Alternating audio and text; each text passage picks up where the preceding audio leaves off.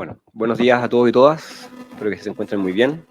Un gusto verlos de manera presencial. Probablemente nos habíamos encontrado a través de la actividad sincrónica que tuvimos hace algunas semanas con algunos de ustedes.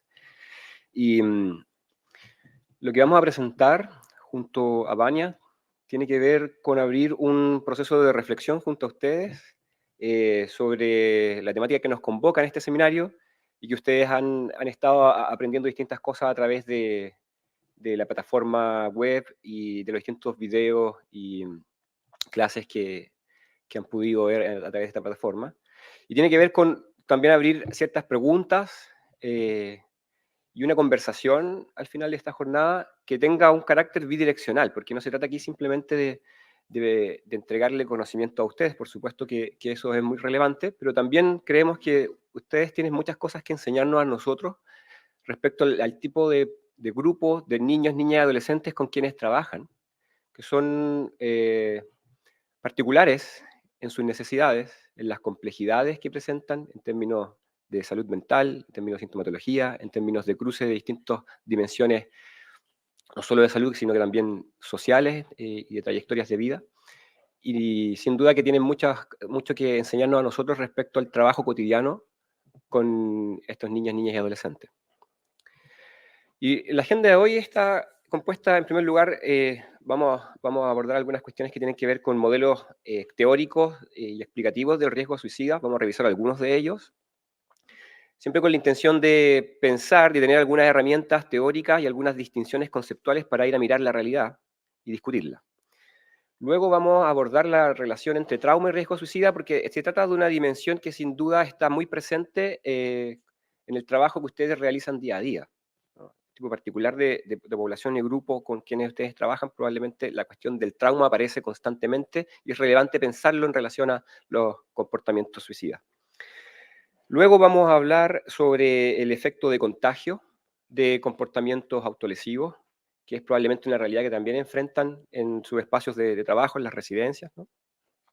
Eh, y también cuáles son algunas de las percepciones, tanto del personal de salud como de cuidado, frente a este tipo de comportamiento, de conducta en los niños y niñas y adolescentes. ¿Qué nos pasa cuando, cuando somos testigos de este tipo de comportamiento?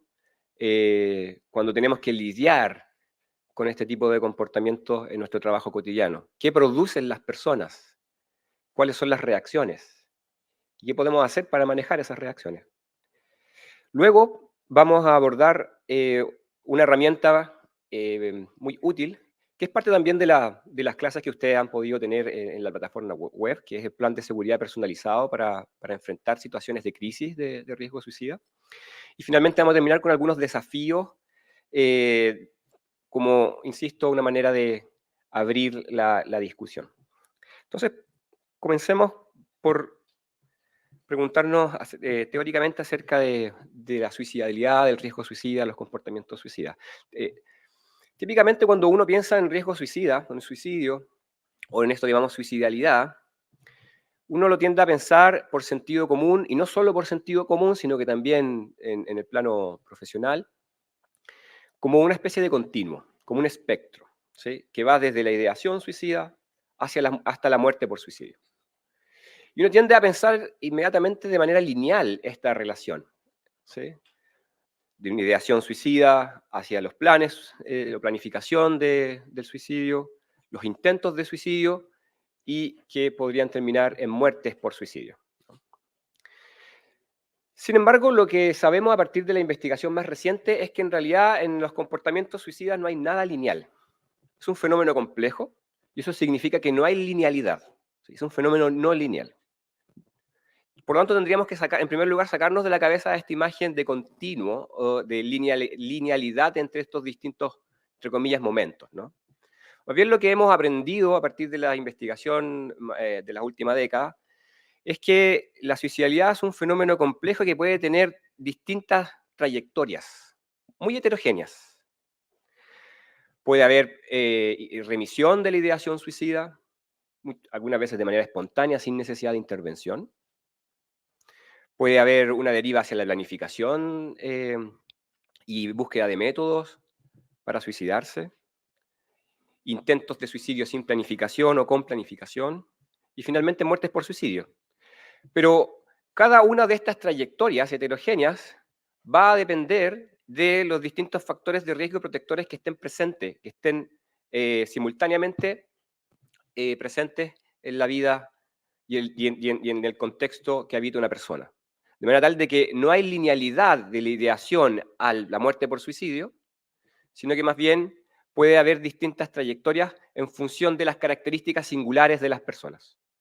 Y también esto es relevante para enfatizar el hecho de que si hay algo que hemos aprendido a partir de la investigación de la última década respecto al suicidio, es que es imposible predecir un suicidio. Ahora, evidentemente emerge la pregunta de, bueno, ¿por qué las personas se quitan la vida? Y en particular, ¿por qué niños, niñas y adolescentes se quitan la vida, se deciden suicidarse? ¿No? Si bien sabemos que en muchos casos, en particular de muertes por suicidio en adolescentes, hay presentes problemas de salud mental, trastornos mentales y sobre todo depresión, casi en el 90% de los casos, la psicopatología, sea cual sea esta, no explica completamente la conducta suicida. Obviamente no hay linealidad entre algún tipo de patología, depresión, trastorno de estrés postraumático, bipolaridad, etcétera, y comportamientos suicidas. Algunos modelos teóricos que intentan pensar el comportamiento suicida enfatizan en distintas dimensiones. Hay muchos, yo les voy a mencionar solo algunos de ellos, tal vez los más influyentes y que considero que pueden servir para pensar este problema en el caso de niños, niñas y adolescentes. Uno de ellos, por ejemplo, sostiene que el suicidio es consecuencia del dolor intolerable e inmanejable que siente una persona.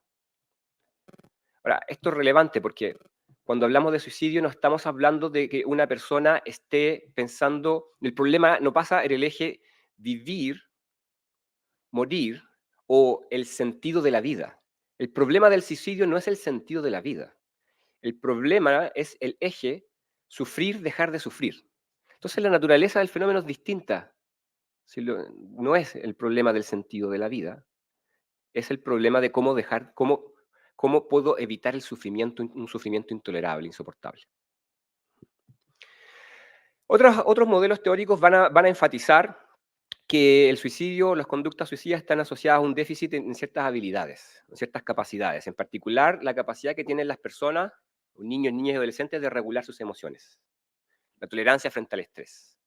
Entonces, frente al déficit de regular ciertas emociones intensas, negativas, es más probable que ciertas personas realicen conductas autolesivas o comportamientos suicidas.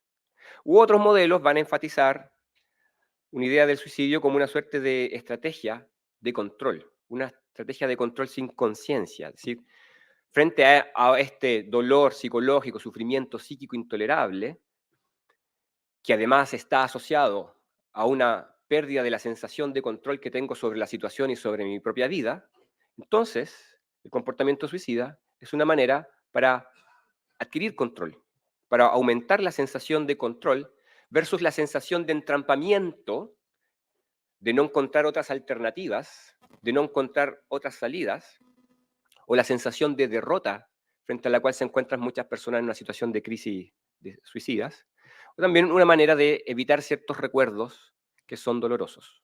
Es decir, una estrategia de escape, ¿sí? Pensar el suicidio como un escape, una forma de salida frente a este sufrimiento, dolor insoportable. Entonces, ya tenemos algunas primeras herramientas y que tienen que ver con distintas énfasis, ¿sí?, de la conducta suicida. También podemos decir de que el comportamiento suicida es sostenido por un sistema de creencia y probablemente muchas de estas cosas ustedes las ven cotidianamente en niños, niñas y adolescentes con quienes trabajan y que han presentado conductas autolesivas o ideación suicida o intentos de suicidio. Uno de ellos tiene que ver con la creencia de que uno no merece ser querido, que uno no merece vivir, y que esto puede estar muy asociado con la percepción de ser una carga para los demás, ¿no? De soy un problema para los otros estarían mejor sin mí. El mundo sería mejor si yo me muriera, ¿sí?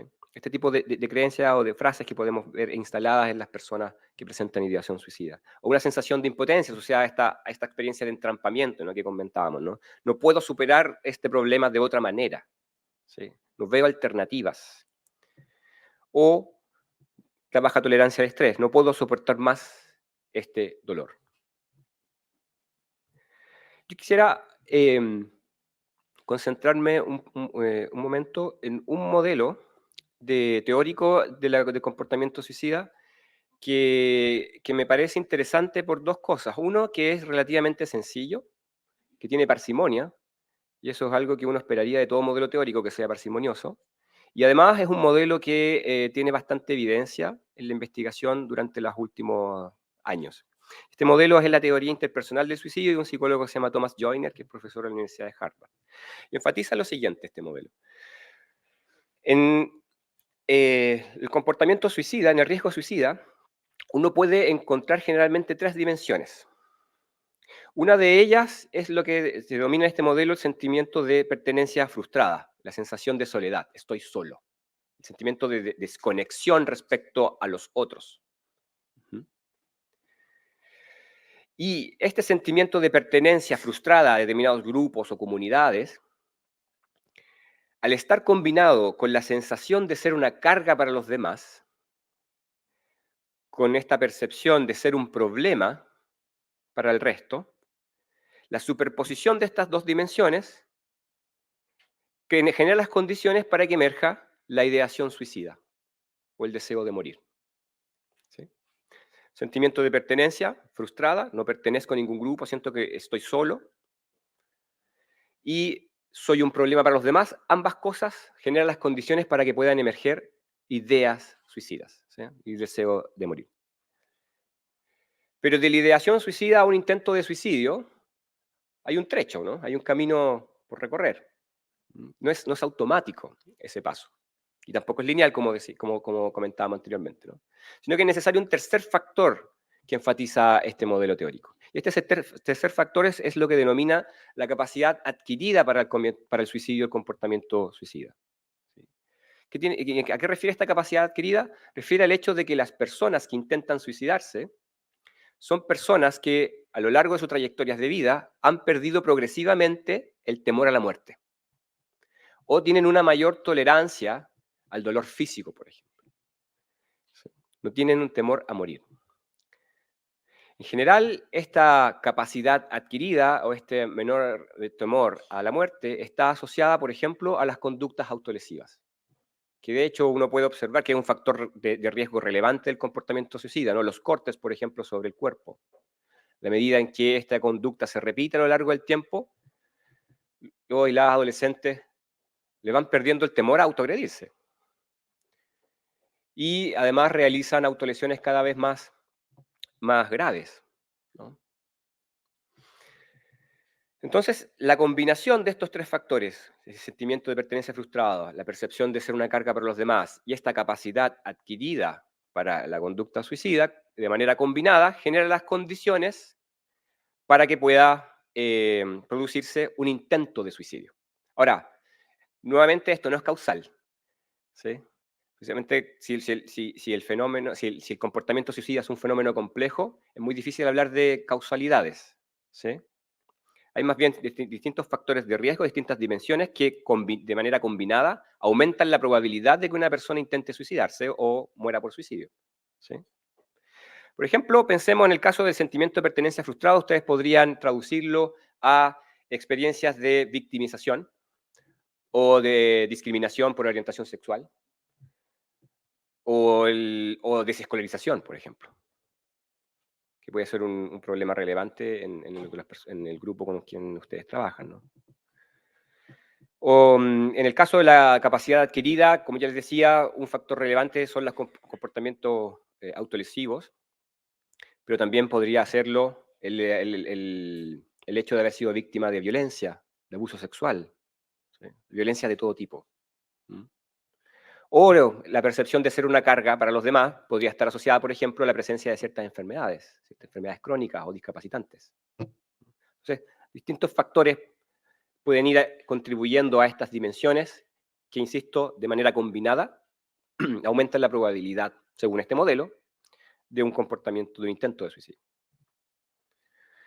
Otro modelo teórico, el modelo de diátesis-estrés, pone énfasis en la presencia de ciertas vulnerabilidades combinadas a ciertas condiciones particularmente estresantes o precipitantes, ¿sí? Factores que predisponen y factores que precipitan el comportamiento suicida. Me parece interesante porque uno podría presentarlo como una metáfora de una llave con dos válvulas, en donde por un lado tenemos los factores de riesgo, ¿sí? La llave de arriba, que van sobrecargando a las personas de manera acumulativa a lo largo de sus trayectorias de vida, distintas vulneraciones o factores de riesgo acumulados, condiciones psiquiátricas, enfermedades físicas, eventos vitales estresantes, experiencias traumáticas, etcétera, soledad, sentimiento de desesperanza. Y muchas veces frente a estos factores de riesgo, evidentemente, algunos de ellos podemos prevenirlos y otros ya están instalados de algún modo, ¿sí? Y no dependen directamente de nuestra capacidad de acción, ¿sí? De algún modo llegamos tarde, ¿sí? Pero eso no significa que no podamos hacer ciertas cosas, porque en este modelo de dos válvulas tenemos por otro lado ciertos factores protectores, la llave de abajo, ¿no? O sea, nosotros podemos intentar cerrar la llave de arriba, algunas veces muy difícil o imposible, pero cuando eso no es posible podemos al menos intentar hacer algo al nivel de la válvula de abajo, de una válvula de escape, ¿sí? Y ahí en esa válvula de escape el rol del cuidado es fundamental. El rol que ustedes realizan cotidianamente es fundamental, ¿sí? Es una herramienta muy potente, ¿sí? Para prevenir los comportamientos suicidas. O podemos volver a pensarlo a propósito de este modelo, que nuevamente estas son distinciones conceptuales, ¿no? que en sí mismas no, simplemente nos sirven para iluminar la realidad. Entonces uno podría a partir de esto hacerse distintas preguntas. ¿Qué estamos haciendo para favorecer el sentimiento de pertenencia o de conexión social de niños, niñas, adolescentes con quienes trabajamos? ¿Qué estamos haciendo para que no sientan que son una carga para los demás? ¿Qué estamos haciendo para que no pierdan el temor a la muerte o haya progresivamente una mayor tolerancia al dolor? ¿Sí? Y como les decía, otra de las cosas que nos interesa subrayar, pensando especialmente en el tipo de niños, niñas, adolescentes con quienes ustedes trabajan, que tienen características particulares, ¿no? Queremos también abrir ciertas preguntas respecto a la relación entre trauma y riesgo suicida en adolescentes.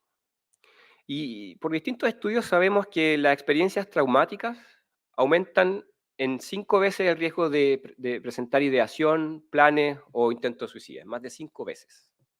O sea, un factor de riesgo muy relevante, ¿no? Sin embargo, también sabemos que la relación entre experiencias, acontecimientos vitales traumáticos, experiencias traumáticas y la ideación suicida o el riesgo suicida no es lineal, no es directa, no es causal, nuevamente, ¿no? Sino que más bien está mediada por otros factores. Por ejemplo, uno de los mediadores relevantes es el apoyo social percibido. El apoyo social modera el impacto del número y la severidad de distintos acontecimientos traumáticos sobre el comportamiento suicida. Por ejemplo, como ven acá, el abuso físico, sin duda, es un factor de riesgo de la ideación suicida, pero la relación, el efecto no es directo sobre la ideación, sino que más bien está mediado por la ansiedad. Es decir, una persona que ha sido abusada físicamente en su infancia tiene una mayor probabilidad de desarrollar problemas en el orden, en la dimensión de la sintomatología ansiosa. Y de ese modo se vincula, aumenta el riesgo de presentar ideación suicida. ¿Sí? Entonces, ¿se entiende, no? La relación entre abuso físico e ideación suicida está mediada por la dimensión de la ansiedad. ¿Sí? Lo mismo el abuso emocional. O la negligencia, por ejemplo, no es directa nuevamente su relación con la ideación suicida, sino que está mediada por la percepción de apoyo social del entorno. Ahora, al menos según este modelo, tenemos un caso bien particular, y es que el abuso sexual infantil es un predictor directo de la ideación suicida. No está mediada por estos otros factores. ¿sí? Ahora, cuando digo predictor, lo estoy diciendo en sentido probabilístico, no en sentido causal, ¿sí?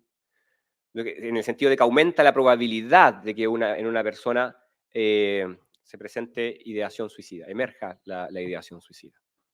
Por lo tanto, sabemos que distintas experiencias traumáticas son factores de riesgo muy relevantes de la ideación suicida. Aumenta en más de 5 veces el riesgo suicida. Pero su vínculo es distinto, ¿sí? No es exactamente el mismo con la ideación suicida, sino que va a depender de distintos otros factores, ¿no? Que median esa relación. Otra manera de pensar esto, en función de otro modelo, tiene que ver con pensar la conducta, tanto la conducta autolesiva como los cortes sobre el cuerpo, por ejemplo, las quemaduras o los golpes, y el comportamiento suicida como una estrategia compensatoria post-acontecimiento de experiencias traumáticas. Entonces, las experiencias traumáticas infantiles tienen un impacto sobre la representación que las personas tienen sobre los otros. Un otro que me violenta, un otro que es agresivo, un otro sobre el cual no puedo confiar, un otro que no me acoge, ¿no?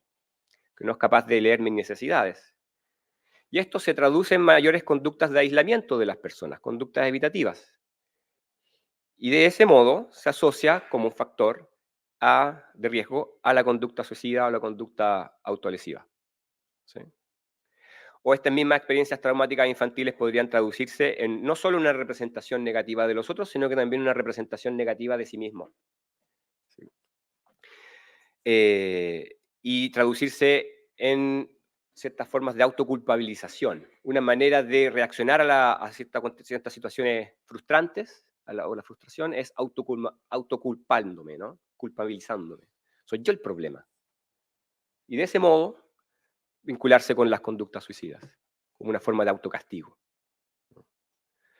O también se puede asociar a ciertas dificultades para regular afectos, regular las emociones.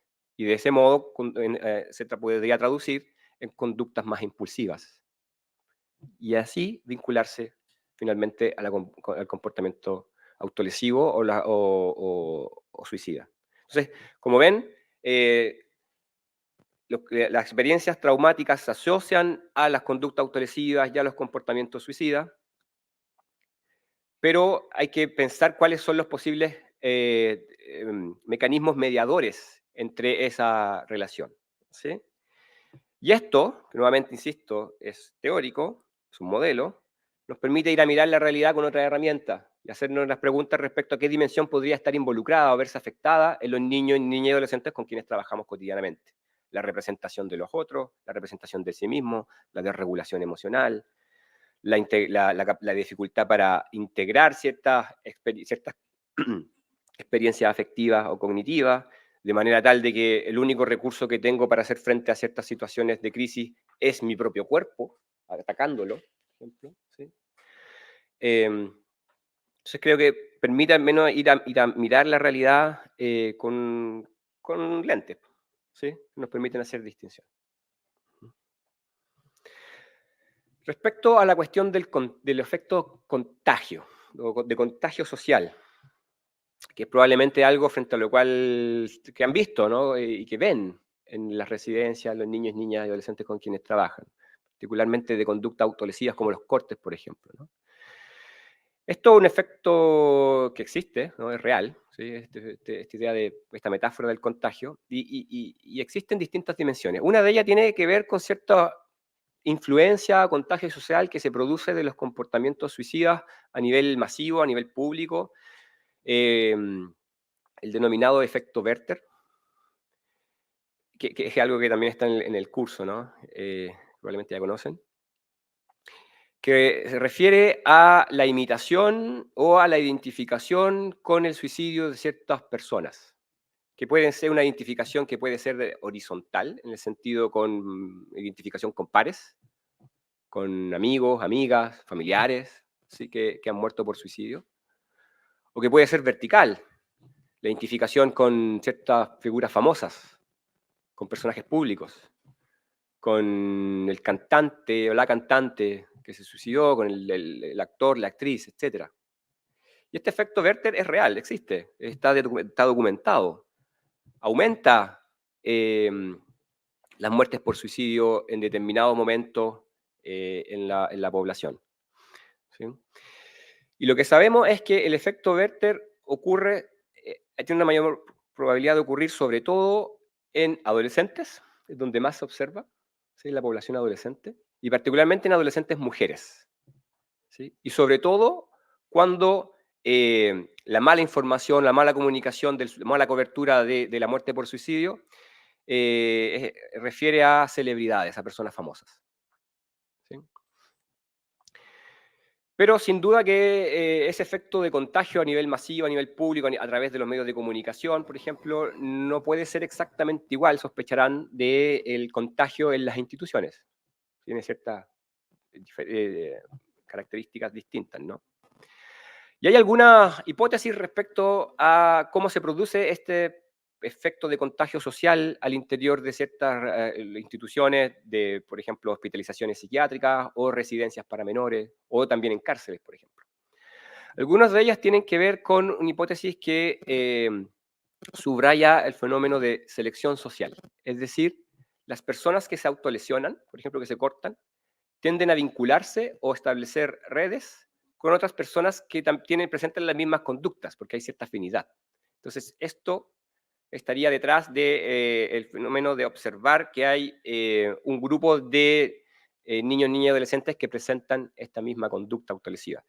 Por ejemplo, acá ven en el lado izquierdo, ¿no? Este monito es un estudio que se realizó en Finlandia, en una hospitalización psiquiátrica de adolescentes, y que muestra este efecto de contagio entre distintos adolescentes al interior de la unidad, ¿no?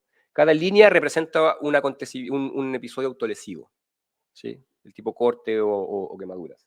Entonces, ahí vemos cómo se va formando una verdadera red entre ciertos subgrupos al interior de esta unidad de hospitalización, a la medida en que se va propagando, produciendo esta conducta, ¿no?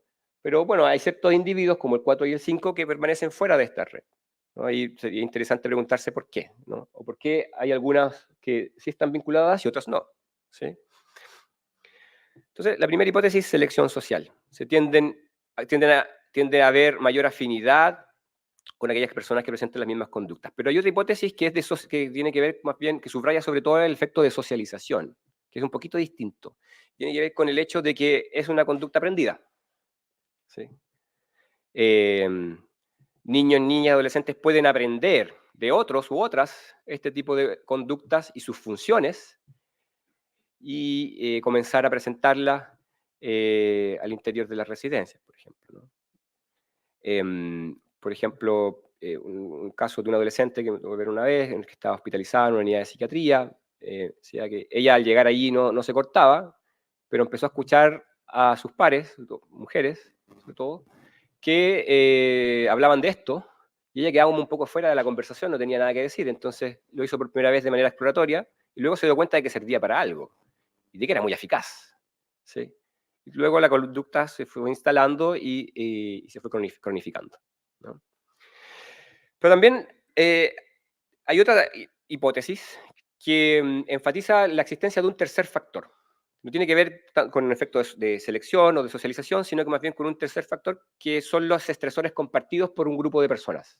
Por ejemplo, niños, niñas y adolescentes en una residencia. Entonces ahí uno tendría que hacerse la pregunta, ¿qué tipo de estresores podrían haber presentado en la residencia o la unidad de hospitalización, lo que sea, durante estos días que podrían haber afectado de manera transversal, de manera compartida a estos distintos adolescentes?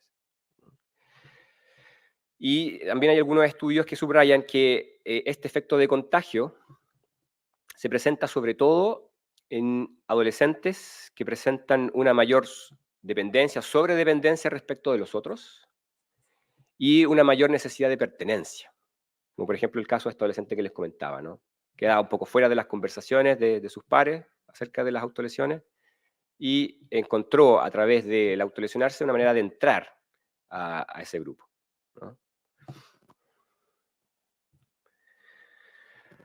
Luego también les comentaba que nos interesaba tocar brevemente algunas cuestiones que tienen que ver con las percepciones y actitudes del personal de salud y de cuidado frente a las conductas autolesivas, ¿sí? Porque probablemente esto, o sea, es hablar de lo que nos pasa, ¿no? Trabajando con niños, niñas, adolescentes que se autolesionan. Y en la literatura que haya investigado el tema, hay cierto consenso de que, en general, profesionales, técnicos, cuidadores y cuidadoras que trabajan con adolescentes que se autolesionan, muchas veces sienten que no tienen las herramientas para lidiar con este fenómeno. ¿Sí? Y esto en el mundo, ¿no? Y además, reconocen ciertas actitudes negativas, sentimientos de frustración, de impotencia, ansiedad, irritación, que pueden traducirse en ciertos juicios peyorativos hacia los y las adolescentes que se autolesionan, o un pesimismo respecto al trabajo con estos adolescentes. Cierta desesperanza, ¿no? Al ver que realizan distintas acciones y sin embargo estas conductas no se detienen. O incluso aumentan y se producen efectos de contagio al interior de las unidades o las residencias. Entonces esto comienza a despertar entre los profesionales, los técnicos, cuidadores y cuidadoras ciertos sentimientos de hostilidad hacia estos adolescentes y el que empiezan a ser interpretados como personas manipuladoras. Y las autolesiones comienzan a ser percibidas como una especie de llamado, como que están llamando la atención, ¿no? O que están intentando obtener algo a través de este tipo de conductas. ¿Sí? Y esto comienza a erosionar, a lesionar el vínculo que se establece entre cuidadores y adolescentes, evidentemente, ¿no? Si yo percibo que el otro está intentando obtener algo, me está manipulando a través de este tipo de conducta, el vínculo, la alianza, la relación, se ve debilitada, de manera inevitable, ¿no? Y cuando la sensación de frustración o de impotencia se vuelve extrema, los profesionales, técnicos, cuidadores comienzan a sentirse como una especie de una posición de espectadores frente a algo que está ocurriendo y ante lo cual no pueden intervenir. ¿Sí? Como una escena que es difícil de detener. ¿Sí? Y el conflicto entre cuidadores y adolescentes que se autolesionan es aún más intenso cuando el comportamiento autolesivo, que es un acto violento, ¿no? Es violencia dirigida contra sí mismo, se percibe como un acto donde la violencia está dirigida contra el otro. Es decir, el acto del otro, la autoagresión del otro, se interpreta como una agresión hacia mí. Me está atacando a mí a través de su propio cuerpo. Y esto puede ser de una percepción muy consciente o de manera, puede producirse de manera inconsciente, ¿no? Y puede ser interpretado también como una especie de rechazo de la función de cuidado del equipo. O como un cuestionamiento a las labores de cuidado del equipo que instalan estos adolescentes. Entonces, yo no sé si alguna de estas experiencias, sentimientos o percepciones la habrán presentado ustedes, pero si es así o tal vez otras, sería interesante discutirlas después, ¿no? Y también a propósito de esta cuestión de las percepciones del personal de salud o de cuidado, esto particularmente un estudio en hospitalizaciones con adolescentes que se autolesionan, hablábamos que el personal comienza a perder la autoconfianza, ¿sí? Comienza a perder la confianza en su capacidad de acción y comienza a perder la empatía con estos adolescentes. Y en ese momento comienzan a emerger ciertas etiquetas. Y la identidad misma del o la adolescente comienza a ser adherida a este tipo de conductas. La automutiladora, la que se corta, la limítrofe, la borderline, la border, etc. Y esto, bueno, este tipo de etiqueta es una manera muy natural que tenemos de las personas de comenzar, de relacionarnos con ciertas personas hacia las cuales sentimos hostilidad. Entonces hay que ser muy consciente de, cuando comiencen a emerger esas etiquetas, hay que ser muy consciente de qué tipo de procesos están ocurriendo detrás.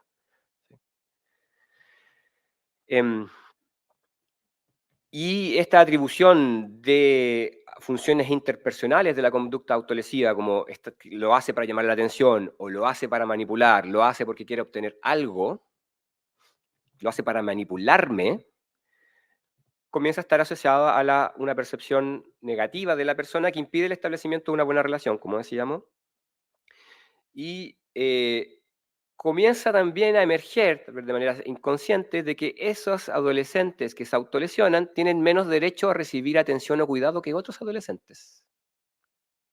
¿Y por qué? Porque, bueno, es un comportamiento intencional, ¿no?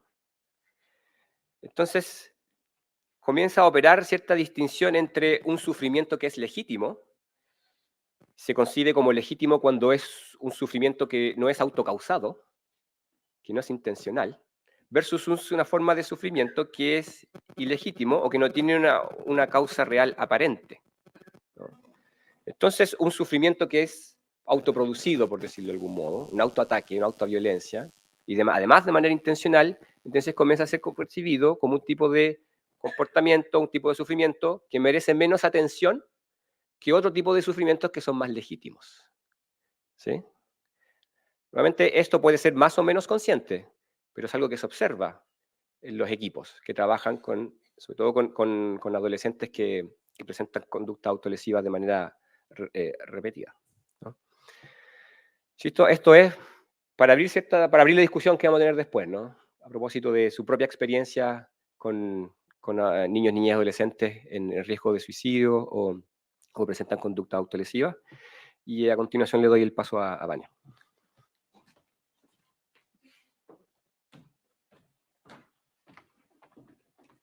Bueno, muy buenos días a todos y todas.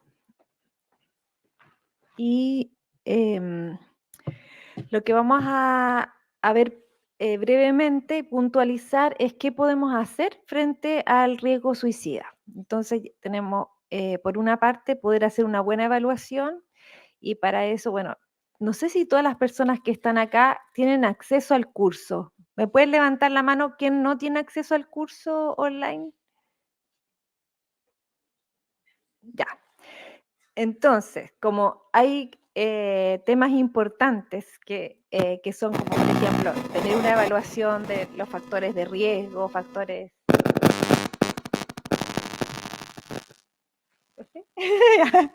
Ya, factores precipitantes, factores protectores, hacer una evaluación adecuada con la escala de Columbia, cómo hay mitos que no son correctos, todo el tema del estigma, el uso del lenguaje seguro, o sea, son todas temáticas que son muy importantes y que hoy día no las podemos ver, ¿ya? Entonces, a las personas que no tengan acceso al curso, como tenemos sus correos, yo creo que sería bueno que revisen cierto material que nosotros ya hemos creado para otras instancias, y que les voy a dar acceso a eso también para que ustedes puedan complementar lo que hoy día vamos a ver. Entonces, esto es un tema muy específico, pero muy necesario, que es el plan de seguridad, que entonces aquí ya suponemos que todos ustedes ya tienen ese otro background, que es saber cómo hacer una buena evaluación de una persona que tiene riesgo suicida, o lo ha hecho otra persona por ustedes y le ha dicho, esta joven o este joven están en riesgo suicida, y entonces hacemos lo que se llama el plan de seguridad. Y el plan de seguridad se hace personalizado porque cada joven podría tener distintas estrategias. En este plan de seguridad, entonces, se parte por las señales de alerta, ¿ya? La misma persona reconoce cuándo va a estar en mayor riesgo, ya sea de intento de suicidio o de conductas autolesivas. Por ejemplo, estoy en más riesgo cuando noto que el corazón se me acelera, me da mucha rabia, me dan ganas de pegarle a alguien, o puede ser, estoy en mayor riesgo cuando me da muchas ganas de llorar y quiero ir al baño a encerrarme. Entonces, reconocer esas señales de alerta de cada persona. Después, la otra parte del plan de seguridad es mis razones para vivir. A veces esta parte puede ser difícil de hacer en una primera instancia, y las personas dicen, no tengo ninguna razón para vivir. Entonces, uno puede hacer otra pregunta, que es como, ¿y tienes alguna razón por la cual todavía no te has muerto? Y ahí a veces empiezan a surgir algunas ideas, como por ejemplo, ¿por qué sufriría tal persona? O porque no he tenido todavía la instancia de darle chance a un tratamiento, por ejemplo. Entonces ahí se ponen las razones para vivir, pero esto se puede después trabajar en un tratamiento o en una terapia, pero para hacer el plan de seguridad se puede partir por eso. Después, haciendo mi entorno seguro y entonces ahí conversar, a ver cuáles han sido los métodos por los cuales la persona ya ha intentado suicidarse o autolesionarse o está pensando en hacer. Por ejemplo, em, hay personas que dicen que andan con algo, ¿ya? Incluso, no sé, pues, entre su celular y la carcasa, en el estuche, andan con esa cosita del sacapunta, por ejemplo, o que tienen unos medicamentos guardados, o más grave podría ser que tuvieran acceso a un método que sea más letal, ¿ya? Entonces, se puede hacer ese entorno seguro, buscar cuáles son esos métodos que habría que disminuir lo máximo. Yo sé que es a veces muy difícil eliminar todo, ¿ya? Porque eh, si no es una persona que está hospitalizada, que es distinto, porque ahí uno puede hacer un tono mucho más seguro, igual va a tener acceso a muchas cosas, ¿ya? Pero de todas formas, el conversarlo con la persona y el decirle a la persona, esto no es con un fin fiscalizador, sino con un fin de poder ayudarte. ¿Qué cosas te servirían para que no tengas tan a la mano para hacerte daño? Va a ser un avance. Cosas que puedo hacer para calmarme. Esa es una estrategia que también hay que aprender qué es.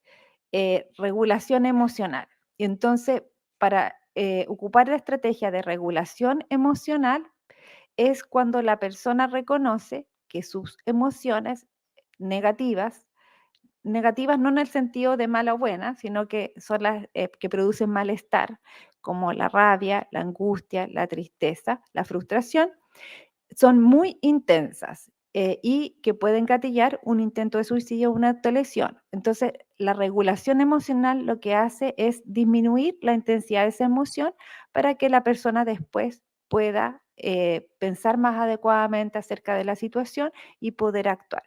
Se llama también gestión emocional.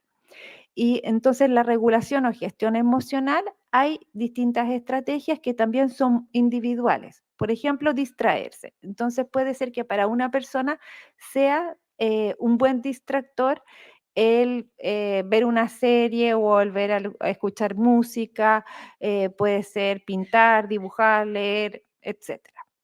Otra estrategia para calmarme o de regulación emocional es poder hablar de esto con alguien y tiene que ser una persona de confianza, empática, que te va a escuchar. También puede ser eh, utilizar el sentido del humor, buscarle el lado positivo a lo que está ocurriendo. También puede ser hacer actividad física, porque a veces la descarga de hacer actividad física ayuda. Hay gente que le sirve, por ejemplo, arrugar papeles, pegarle a un punching ball. Hay gente que le sirve algo que nos enseñaron hace poquito, cosas que le hagan reaccionar también físicamente, pero de una manera distinta, autolesionarse. Alguien dijo que ponerse un poquito de wasabi, es que es esa cosa picante de la comida japonesa, en la boca le servía, o apretar un hielo, ¿ya? Entonces es como cambiar la emoción de otra manera que no sea dañina para uno mismo. Después, personas que puedo contactar, y ahí, bueno, hay que ver, ojalá más de una persona, en las cuales se sientan que pueden ser acogidas, lugares que puedo visitar, pero también podría ser como virtualmente, o sea, como fotos o videos que te lleven a ciertos lugares que te agraden. Hay gente que prefiere el bosque, otra gente prefiere la playa y así. Y también incluir en el plan de seguridad el apoyo profesional. En nuestro caso en Chile, contamos con Salud Responde, que es 600-360-7777. A ese teléfono pueden acceder las personas que están en un riesgo suicida, pero también personas que están acompañando a alguien que está en riesgo suicida. Entonces, eventualmente ustedes, si no saben cómo actuar frente a una situación, también podrían recibir orientación y favorecer también la gestión para la atención en salud. Nosotros hemos